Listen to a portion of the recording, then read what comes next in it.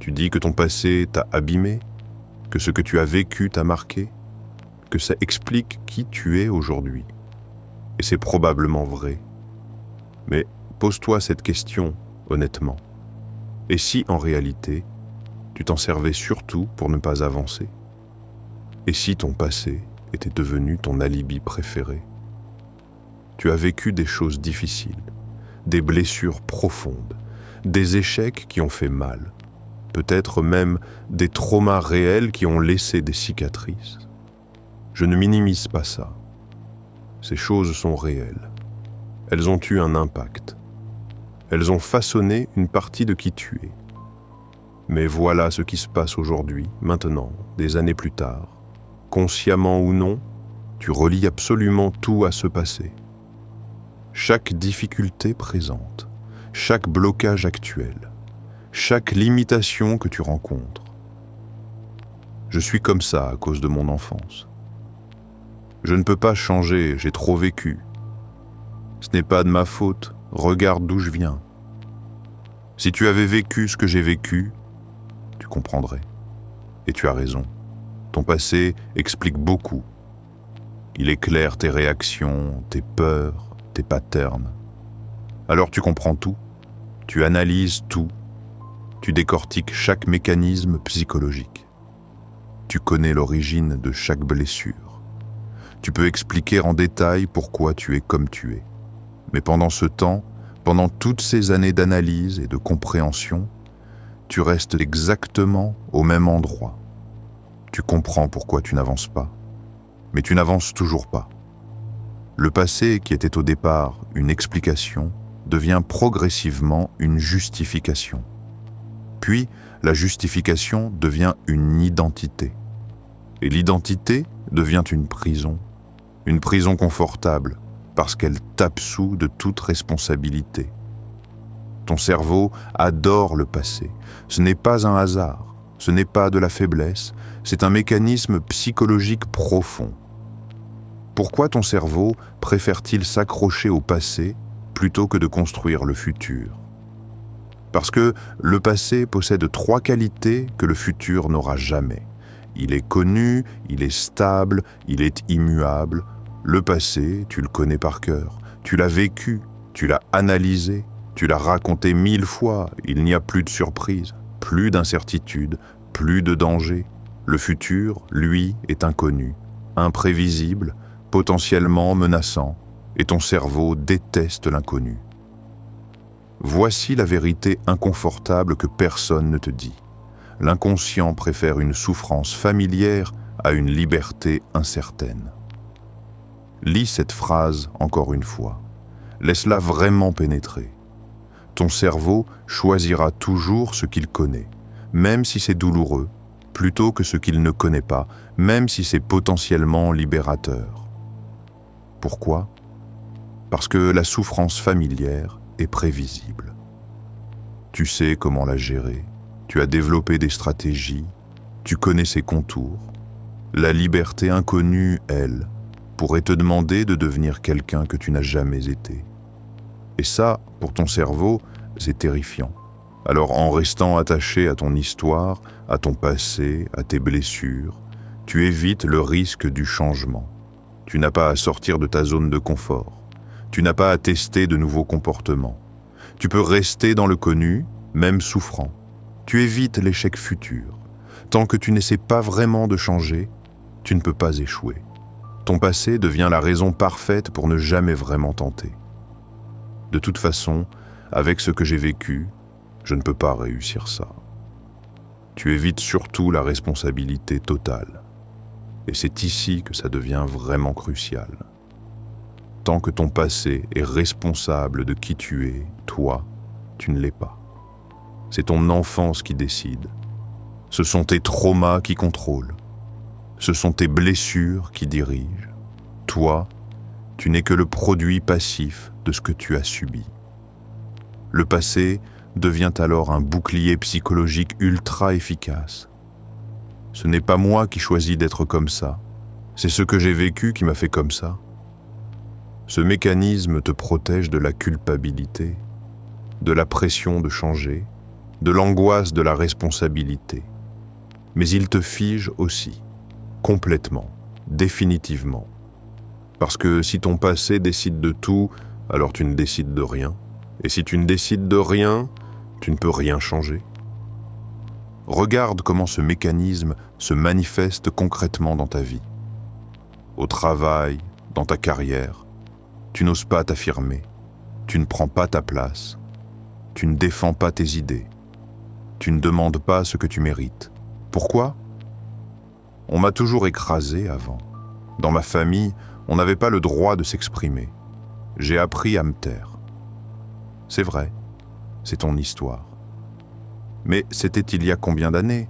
10 ans, 20 ans, 30 ans ? Et aujourd'hui, maintenant, dans ce contexte professionnel où personne ne te connaissait enfant, où personne ne reproduit la dynamique de ta famille, tu continues à te taire. Pas parce que quelqu'un t'empêche vraiment de parler, mais parce que ton passé est devenu ton script permanent.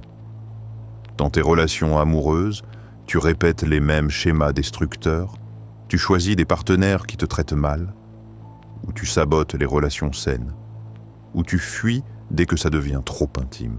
Pourquoi ? J'ai été abandonné, mon père est parti, ma mère était absente, je ne peux pas faire confiance. Encore une fois, c'est ton histoire. Elle est légitime, douloureuse, mais aujourd'hui, cette personne en face de toi n'est ni ton père, ni ta mère. Elle n'a pas participé à ton abandon passé. Elle est juste quelqu'un qui essaie de construire quelque chose avec toi, mais tu projettes ton passé sur elle. Tu la punis pour des crimes qu'elle n'a pas commis. Tu détruis une possibilité présente à cause d'une blessure ancienne. Dans ta vie personnelle, tes projets, tes rêves, tu ne te lances pas, tu ne tentes pas, tu restes dans la sécurité, même frustrante. Pourquoi ? Je n'ai pas eu les bonnes bases. Mes parents n'avaient pas d'argent. Je n'ai pas fait les bonnes études. Je n'ai pas eu les bonnes opportunités. C'est peut-être vrai. Tu n'as peut-être pas eu les mêmes privilèges que d'autres, les mêmes ressources, les mêmes portes ouvertes. Mais regarde autour de toi. Combien de personnes parties de rien, ou de moins que toi, ont construit quelque chose ? Pas parce qu'elles avaient oublié leur passé, mais parce qu'elles avaient décidé qu'ils n'auraient pas le dernier mot. Ton passé explique beaucoup de choses. Vraiment. Il éclaire tes peurs, tes réactions, tes blocages. Mais voilà ce qui se passe insidieusement.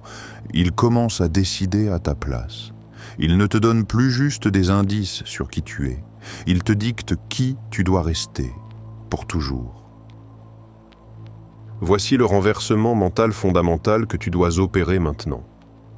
C'est la clé de tout. La phrase qui peut changer ta vie si tu l'acceptes vraiment. Ton passé explique, mais il ne décide pas. Il explique pourquoi tu es comme tu es. Il donne du contexte. Il permet de comprendre tes mécanismes, mais il ne décide pas qui tu dois être demain. Il ne décide pas de tes choix d'aujourd'hui. Il ne décide pas de ton avenir, sauf si tu le laisses faire, sauf si tu continues à lui donner ce pouvoir. À partir de maintenant, dès aujourd'hui, remplace cette question que tu te poses en boucle.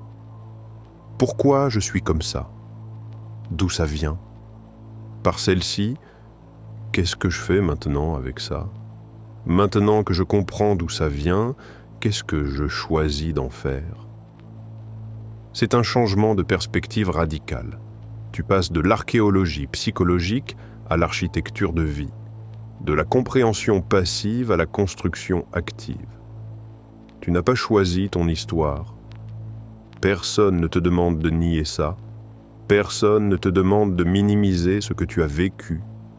Tu n'as pas choisi ton enfance. Tu n'as pas choisi tes blessures.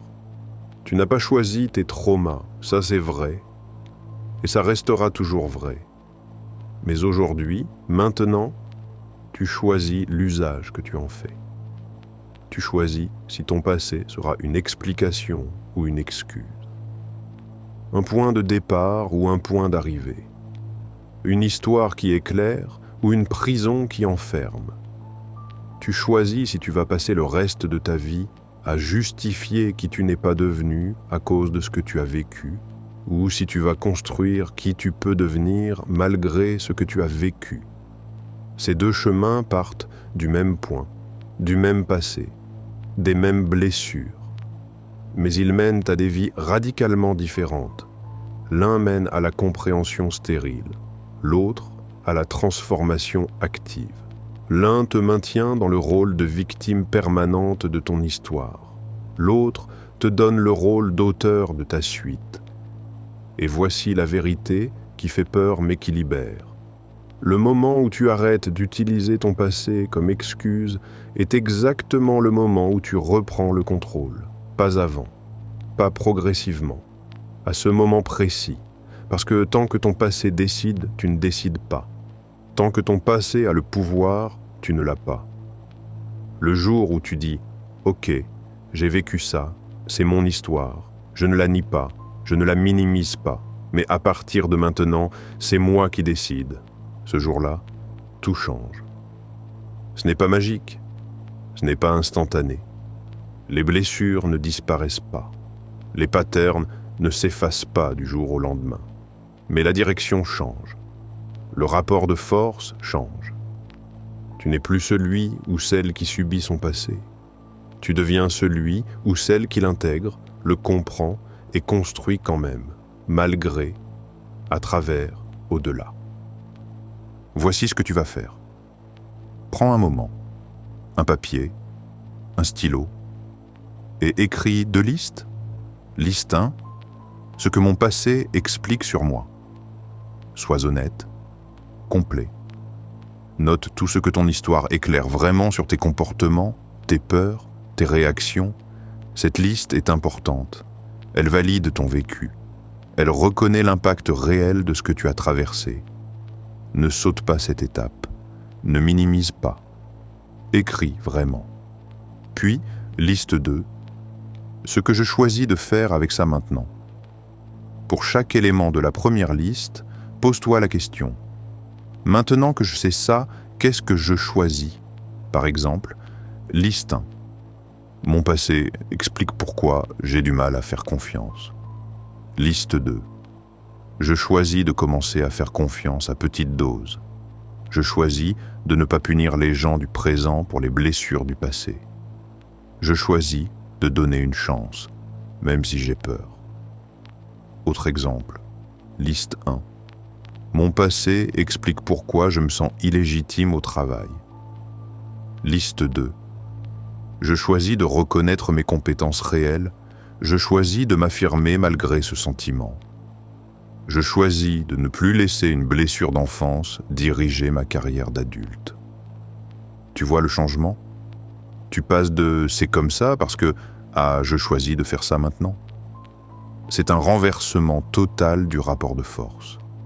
Dans la première phrase, tu es passif, déterminé par le passé.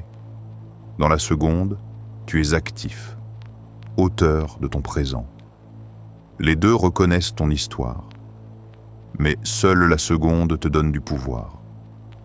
Et maintenant, la question la plus importante, choisis un seul élément de ta liste 2, un seul, le plus petit, le plus accessible, et fais une micro-action aujourd'hui qui incarne ce choix. Si tu as choisi « je choisis de m'affirmer au travail », alors aujourd'hui, dans une réunion, exprime une opinion, même brève, même imparfaite. Si tu as choisi « je choisis de me lancer malgré mes bases », alors aujourd'hui, fais le premier micro-pas vers ce projet. Ouvre le document, envoie un email, fais une recherche. L'action elle-même n'a pas besoin d'être spectaculaire. Ce qui compte, c'est qu'elle incarne ton nouveau choix, qu'elle envoie un signal clair à ton cerveau « Mon passé n'est plus aux commandes, c'est moi maintenant ». Voici ce que tu dois graver dans ton esprit. Ton passé n'est pas ton ennemi. Il fait partie de toi. Il t'a construit, même douloureusement. Il a créé des forces en toi dont tu n'as peut-être même pas conscience. des résiliences, des compréhensions profondes, des sensibilités précieuses.